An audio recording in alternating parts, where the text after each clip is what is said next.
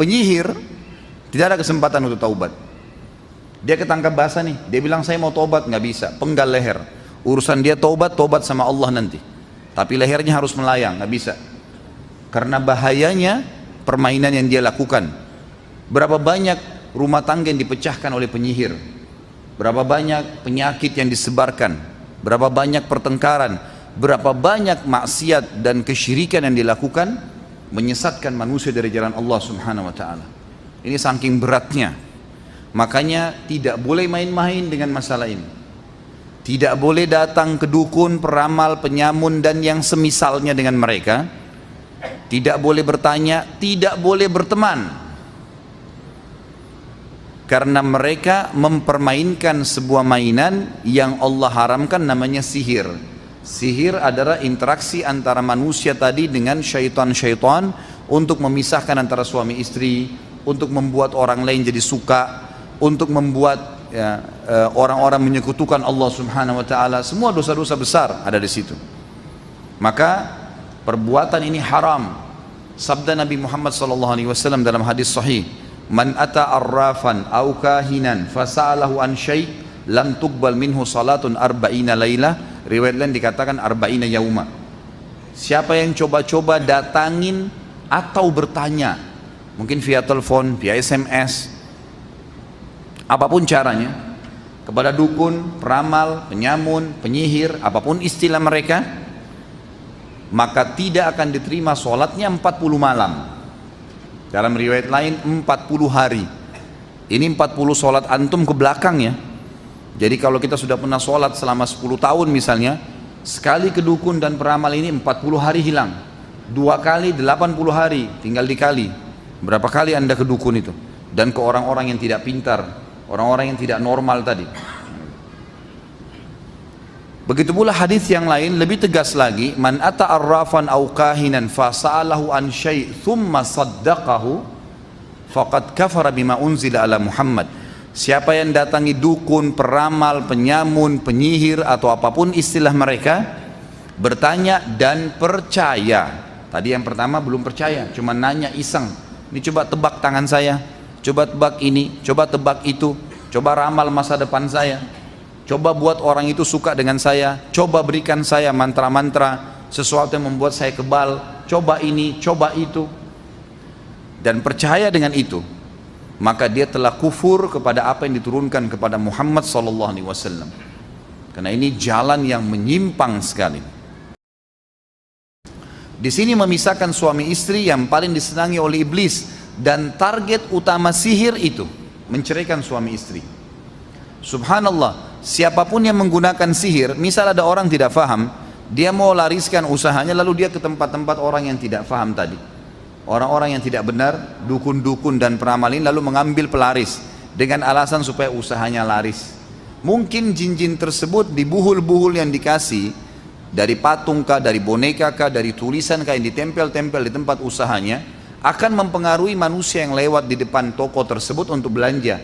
Tetapi syaitan-syaitan yang ada di buhul-buhul tersebut akan merusak rumah tangga dia.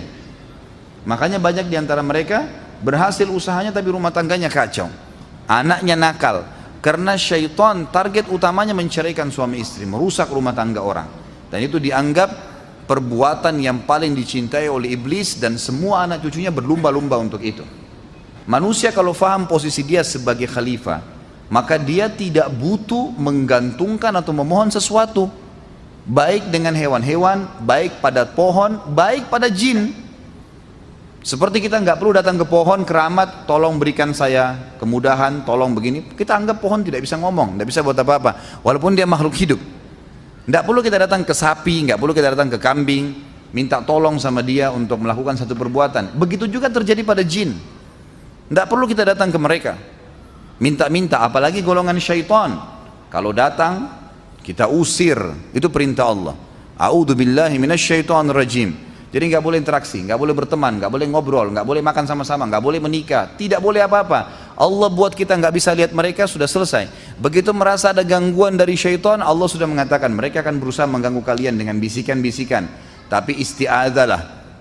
Wa imma yanzaghannaka minasyaitani nazghun fasta'id billah. Kalau syaitan mulai nazak, nazak itu membisik-bisikkan, membuat kalian takut, membuat kalian was-was, maka fasta'idz billah, mintalah perlindungan oleh Allah Subhanahu wa taala darinya, gitu kan? Jadi kita harus menjauhkan diri dari syaitan-syaitan. Jadi tidak boleh interaksi, bahkan kalau datang diusir, Dukun-dukun dan peramal ini tidak faham tentang posisi dia sebagai khalifah. Syaitan awalnya waktu dukun-dukun ini datang ke lautan, ke gua, ke gunung, bersemedi, hari pertama pasti syaitan tidak ada yang berani datang ke dia. Diperhatikan dulu oleh syaitan, benar nggak ini takut? Hari kedua ternyata orang ini masih tetap sama. Wahai penjaga gua, wahai dewa, wahai inilah, apalah istilahnya, gondorola, puntilanak lah, di Indonesia macam-macam istilahnya. Semua itu dari syaitan. Dipanggil-panggil. Hari kedua syaitannya masih takut. Hari ketiga, kadang-kadang sampai seminggu. Syaitan lihat orang ini kok bodoh benar. Tidak makan, tidak minum, semedi di situ, kencing di situ. Ini berarti benar-benar takut dengan saya. Seminggu kemudian keluar suaranya, kamu mau apa? Barulah dia bilang, saya mau ilmu kebal, saya mau begini. Syaitan kena dasarnya bodoh, golongan jin ini di bawah manusia, dan memang mereka mau menyesatkan manusia, maka dikerjain tuh manusia. Apa kira-kira yang disuruh oleh syaitan kepada para dukun? Semua yang buruk nih di mata manusia, minum darah, makan kotoran, ya, menyembelih hewan, lempar sembarangan, tidak dimakan dagingnya, tidak pakai namanya Allah, menghina Al-Quran, gitu kan? Beragam macam perbuatan-perbuatan yang dilakukan yang semua terhina. Saya sudah pernah kasih contoh, ibaratnya manusia mendatangi syaitan-syaitan ini seperti orang yang cerdas, pintar, sarjana, luar biasa, memiliki banyak kelebihan, kepalanya sakit, lewat anak SD dipanggil sama dia, kesini sebentar deh, kepala saya sakit, apa obatnya? Tanyanya kepada anak SD yang bodoh, tidak ngerti apa-apa. Anak SD itu ngajarin dia yang lebih bodoh lagi, minum kencing saya kak. Bodohnya dia minum kencingnya si anak SD itu. Begitulah ibaratnya manusia minta tolong sama syaitan. Anda kalau baca atau mungkin ada dukun yang sadar dan dia ungkapkan, kaget kita dengar tuh. Disuruh makan kotorannya sendiri, suruh minum kotorannya sendiri, suruh minum darah, aneh-aneh. Suruh cambuk dirinya. Saya pernah lihat cuplikan seorang penyihir yang menganggap dirinya hebat di Saudi ditangkap oleh Hay'ah. Hay'ah ini kelompok khusus dibentuk oleh kerajaan Saudi untuk menyeru pada kebaikan dan melarang dari kemungkaran. Namanya Hay'ah Amil Ma'ruf Nahi Mungkar. Salah satu perbuatan mereka adalah mereka menangkapi para penyihir. Di Saudi banyak penyihir masuk. Mereka praktek.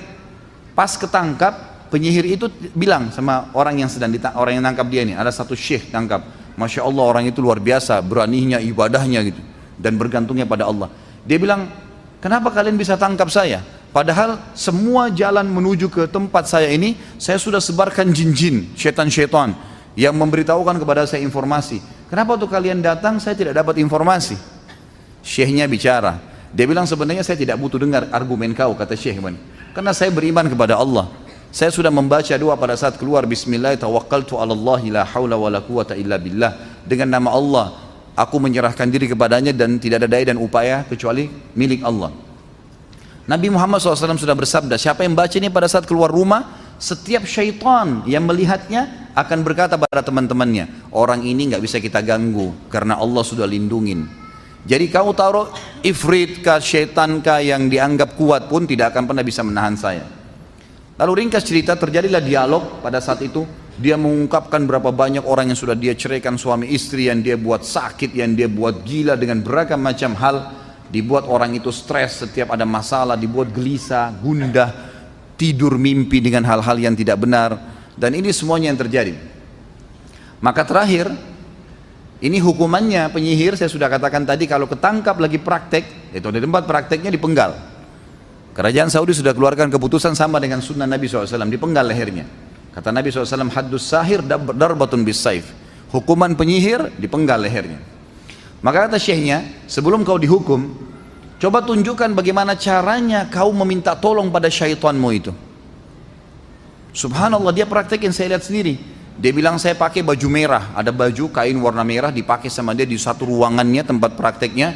Lalu dia ambil pecutan kuda. Dia bilang saya mencambuk diri saya berulang-ulang kali sambil memanggil-manggil syaitan yang saya panggil. Lalu di depannya ada sebuah nampan, kalau tidak salah itu kemudian harus ditetesin darah-darah hewan atau apa gitu. Ada hewan-hewan yang dia ikat sayapnya, yang diikat kakinya, dengan beragam macam praktek lah, gitu kan. Dia bilang setelah saya lama cambuk-cambukin diri saya, kalau saya sudah kesakitan baru saya dengar suaranya syaitan yang akan membantu saya.